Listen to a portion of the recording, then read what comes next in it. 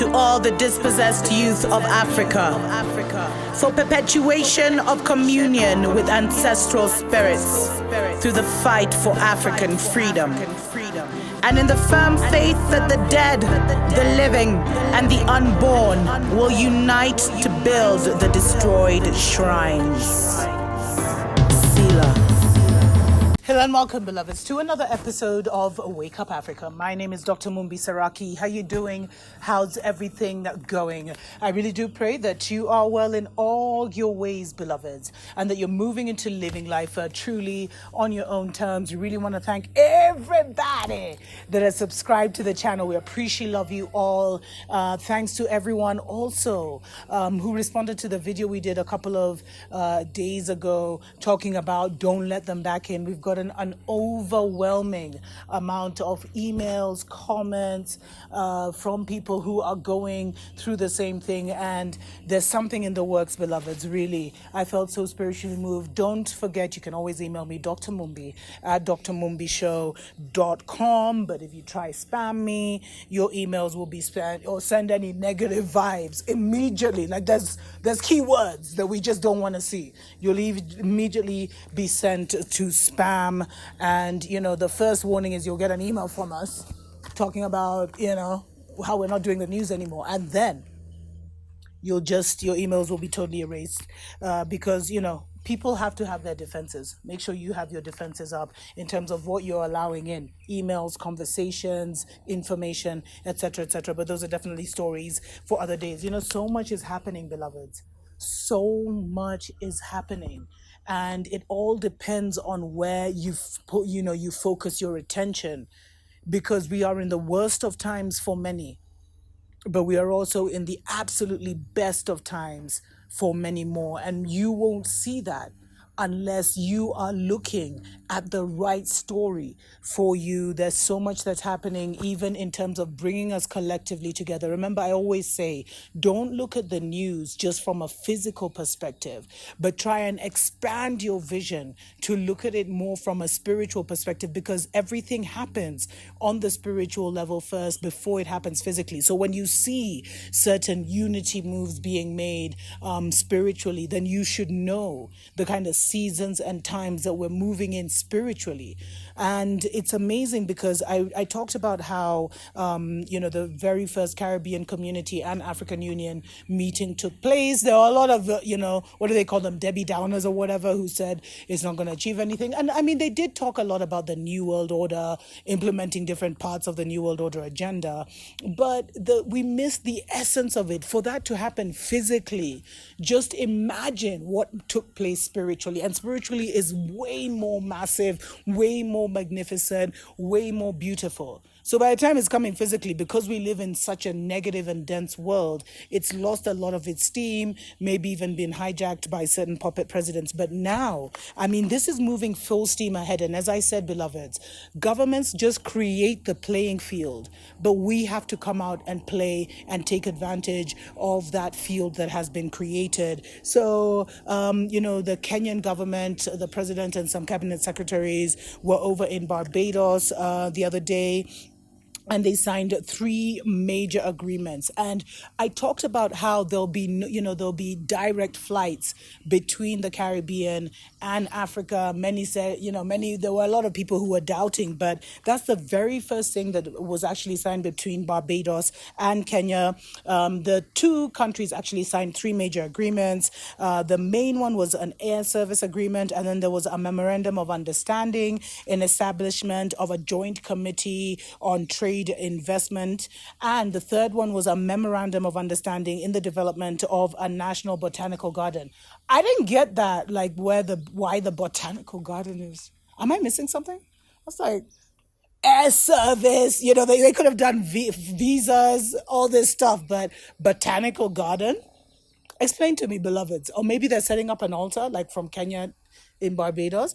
I don't know. I'm really curious to why that was like such. It was like needed such a high level participation. And the documents, they were signed actually by these five. The Prime Minister was there, Mia Motley, the President of Kenya was there, Uhuru Kenyatta. There were some cabinet secretaries from both sides. And what the Prime Minister of Barbados said is that she hoped that after the service agreement was signed, they would be in a position to do substantive work of unlocking that air travel. And in her own words, she said, we'll be in a position to do the substantive work now of unlocking the air travel that we also want badly to happen across East Africa, West Africa, the Caribbean, and other areas in the Americas. And that's exactly what she said before signing. But listen to her language, because people don't just say things, beloveds, but some of us just hear what we don't go deep enough. When she said unlocking the air travel between the Caribbean and West Africa and East Africa, unlocking. So, I mean, if she's unlocking, that means it was locked. And behind the scenes, a system was created where you literally had to go through Babylon to get to any other melanated nation. It's part of that divide and conquer. And that's why I say this is so spiritually significant. So spiritually significant, beloveds. It's just Barbados and Kenya right now. But I know Ghana has been making moves. Beloveds, it's a spirit. It's an idea whose time has come, that so many people are enthusiastic and excited about. So it cannot be stopped. Anyway, let's take a short break. When we come back, I'll expand a little bit on the other major agreements that were signed. Wake up, wake up, wake up, wake up, wake up, wake up, wake up.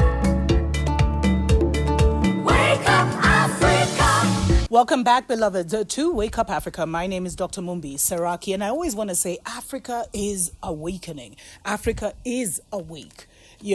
For sure, there's so much that's happening on an individual and collective level. These are such exciting times, and that's why I'm saying guard your spirit, guard your energy, guard your narrative. Make sure you're only tapping into things that are relevant to you, because there's so many things going on right now, and most of them are not relevant to you, beloveds. And in fact, they'll just take your focus and attention, which is your power, to feed whatever they want to do. And you may even be feeding, the engine of the enemy. But those are definitely stories for other days. So it's happening faster than I thought. Immediately after the CARICOM meeting, President Uhuru Kenyatta made his way to Barbados. And they're unlocking the travel. This is huge. This is absolutely epic, beloveds. And, there was a lot that was said. And the president of Kenya said Kenya and Barbados had steadily been working together behind the scenes, actually, to enhance cooperation. Sometimes it just takes two leaders, you know what I mean? So they were actually the ones who were behind the African and Caribbean community, first ever Africa CARICOM summit that was held in September. I covered that. Definitely check out that story. So the president said, together we started and spearheaded the need to have the very first ever African CARICOM summit that was supposed to be held on the sidelines of, I don't know what CHOGM last year, whatever that is. I think it's the Commonwealth Heads of Government meeting, maybe. But it didn't happen because of the pandemic. And, he said, they were banking on the resilience of the two countries. They still pushed forward to make sure that meeting took place. So it happened this year. And he said, Kenya and Barbados are focusing on deepening people-to-people interactions at the very most. And it's important to note that they did actually sign, they also had like a massive business sector meeting on day 2 of the visit. And there were a large number of members of the Kenya private sector who attended the business forum in Barbados. And things are happening, beloveds. So what basically the governments are saying is they are going to create an ease of doing business between the people of Barbados and the people of Kenya. And this is just this first step in the right direction, including also the air travel. That's the one that everyone wants. And as I said before, when I was talking about the first African Union CARICOM meeting, you see, it's like our leaders have to play ball. but you have to look in between. Like maybe they're still trying to do some good, or they're still trying to achieve the agenda in the only way they can. And so, this is huge, beloveds. This is huge, because air travel, what we want is for the governments to create the enabling and the enabling environment for all of us to be able to come together, to bond, to expand, to do business together, to marry one another, to settle down, those kind of vibes. And as we see that Barbados seems to be the trailblazer at such a time as this, we can be sure that other Caribbean nations will follow suit. It's like, Barbados has set themselves, they've self-designated themselves as the ambassador for the Caribbean, in trying this, and Kenya for Africa, with Ghana as well. Let's not take all the credit. But these are absolutely epic times, beloveds. And remember, we can't wait for the governments to do everything. But as they create these enabling and environments for us to move and to share, and they unlock some of these Babylon obstacles that had been created and have been, blocking us for the last 50, 55 years, this should tell you these are unprecedented times. So what can we do about it? We can put our spirit behind it. And we can also, get in touch add our enthusiasm to the move, find out what's happening with the government, find out where we can where we can position ourselves with your company, where you can position yourselves. I know there was a lady who got in touch with me, and they actually were in the process of getting like an aviation license, an airline license or something, to be able to travel between the Caribbean and, Africa. But she was telling me that it takes like 3 years just for the licensing. You see how Babylon slows everything down? But beloveds, when you see something like this happen, just know that in the heavenlies, many things are going on. Tuko pamoja.